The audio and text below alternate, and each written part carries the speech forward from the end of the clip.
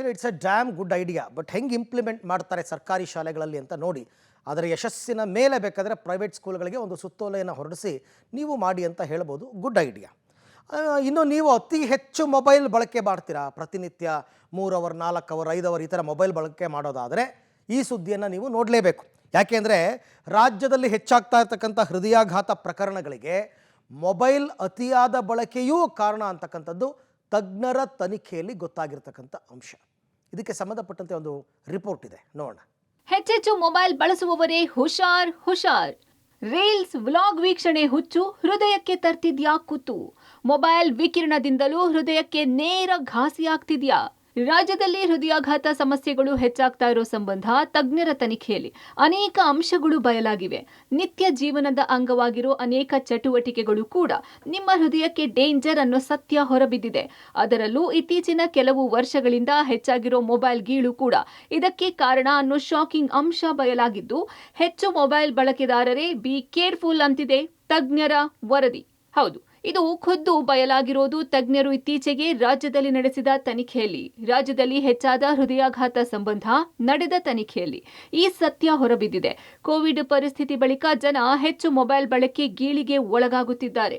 ಅದರಲ್ಲೂ social media ಸಾಮಾನ್ಯ ಜನರ ಜೀವನದ ಅಂಗವಾಗಿ ಬದಲಾಗಿದೆ. ಇದೇ ಅನೇಕರ ಹೃದಯದ ಮೇಲೆ ಪರಿಣಾಮ ಬೀರಲು ಕಾರಣವಾಗಿದೆ. ಹೆಚ್ಚು ಹೊತ್ತು ಸಾಮಾಜಿಕ ಜಾಲತಾಣದಲ್ಲಿ ರೀಲ್ಸ್ ವ್ಲಾಗ್ಗಳ ವೀಕ್ಷಣೆ ನಿತ್ಯ ಜನರ ಜೀವನದ ಮೇಲೆ ಪರಿಣಾಮ ಬೀರಲು ಆರಂಭಿಸಿದೆ. ಜನರ ಮೊಬೈಲ್ ಗೀಳಿನಿಂದಾಗಿ ಅವರ ದೈಹಿಕ ಚಟುವಟಿಕೆ ಕುಂಠಿತವಾಗಲು ಕಾರಣವಾಗ್ತಾ ಇದೆ. ಮೊಬೈಲ್ಗೆ ಅಂಟಿಕೊಂಡಿರೋದ್ರಿಂದ ಹಾರ್ಟ್ ರೇಟ್ ವೇರಿ ಆಗ್ತಿದ್ದು ಹೃದಯಗಳ ಸಮಸ್ಯೆಗೆ ಕಾರಣವಾಗ್ತಿದೆ. ಇನ್ನು ತಜ್ಞರ ಪ್ರಕಾರ ಕೋವಿಡ್ ಬಳಿಕ ಮೊಬೈಲ್ ಮೇಲೆ ಜನರ ಹೆಚ್ಚು ಅವಲಂಬನೆ ಆರಂಭವಾಗಿದೆ. ನಿತ್ಯ ಜೀವನದ ಬೋರ್ಡಮ್ ಹೋಗಿಸೋದಕ್ಕೆ ಸದಾ ಮೊಬೈಲ್ನಲ್ಲಿ ಕಳೆದು ಹೋಗ್ತಿದ್ದಾರೆ. ಅನೇಕರು ಸದಾ ಮೊಬೈಲ್ ಯೂಸ್ ಮಾಡ್ತಾ ಊಟ ತಿಂಡಿ ಮಾಡದೆ, ನಿದ್ದೆ ಮಾಡದೆ ಒತ್ತಡದ ಬದುಕನ್ನ ನಡೆಸ್ತಿದ್ದಾರೆ. ಇದರಿಂದ ಜನ ತಲೆನೋವು, ಸುಸ್ತು, ಹೃದಯ ಹೆವಿನೆಸ್ಗೆ ಒಳಗಾಗುವ ಸಾಧ್ಯತೆ ಹೆಚ್ಚಾಗ್ತಾ ಇದೆ. ಪರಿಣಾಮ ಅದೇ ರೇಡಿಯೇಷನ್ ಹೃದಯಕ್ಕೂ ಕುತ್ತು ತರುವ ಸಾಧ್ಯತೆ ಹೆಚ್ಚಾಗುತ್ತಿದೆ.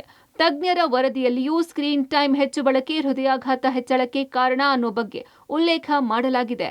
ಸಾಕಷ್ಟು ಜನ ಮೊಬೈಲ್ಗೆ ಅಂಟ್ಕೊಂಡು ಕುಳಿತುಕೊಳ್ಳೋದ್ರಿಂದ ಈ ಹೊರಗಡೆ ಹೋಗ್ತಕ್ಕಂಥದ್ದು, ಈ ಫಿಸಿಕಲ್ ಆಕ್ಟಿವಿಟಿ, ಸ್ಪೋರ್ಟ್ಸ್ ಇರ್ಬೋದು, ಎಲ್ಲದೂ ಕೂಡ ತುಂಬಾ ಜನ ಮಿಸ್ ಮಾಡ್ಕೋತಾರೆ. ಯಾಕಂದ್ರೆ 24 ಗಂಟೆ ಮೊಬೈಲ್ಗಳಲ್ಲಿ ಇವರು ತಲ್ಲೀನಾಗಿರ್ತಾರೆ. ಸೊ ಇದರಿಂದ ಇವ್ರಿಗೆ ಕಂಟಿನ್ಯೂಸ್ ಆಗಿ ಮೊಬೈಲ್ ಯೂಸ್ ಮಾಡೋದ್ರಿಂದ ಕಣ್ಣಿಗೆ ಕೂಡ ಎಫೆಕ್ಟ್ ಆಗುತ್ತೆ. ತಲೆನೋವು ಬರ್ತಕ್ಕಂಥದ್ದು, ತಲೆ ಸುತ್ತು ಬರ್ತಕ್ಕಂಥದ್ದು, ಹಾಗೆ ಜೋಮ್ ಬರ್ತಕ್ಕಂಥದ್ದು. ಸೊ ಎಲ್ಲೋ ಒಂದು ಕಡೆ ಇವ್ರಿಗೆ ಮೆಮೊರಿ ಲಾಸ್ ಆಗ್ತಕ್ಕಂಥದ್ದು, ಇರಿಟಬಿಲಿಟಿ ಜಾಸ್ತಿ ಆಗೋದು, ಬೇರೆಯವ್ರ ಜೊತೆ ಸರಿಯಾಗಿ ಮಿಂಗಲ್ ಆಗಲ್ಲ, ಈ ಕಮ್ಯುನಿಕೇಶನ್ ಅಷ್ಟಾಗಿ ಇರೋದಿಲ್ಲ. ಸೊ ಏನೇ ಸಣ್ಣ ಪುಟ್ಟ ಮಾತಾಡಿದ್ರು ಕೂಡ ತುಂಬಾ ಸಿಡ್ಕಂಥದ್ದು, ಸ್ಟಡೀಸ್ ಕಡೆ ಗಮನ ಕೂಡ ತುಂಬಾ ಕಮ್ಮಿ ಆಗುತ್ತೆ.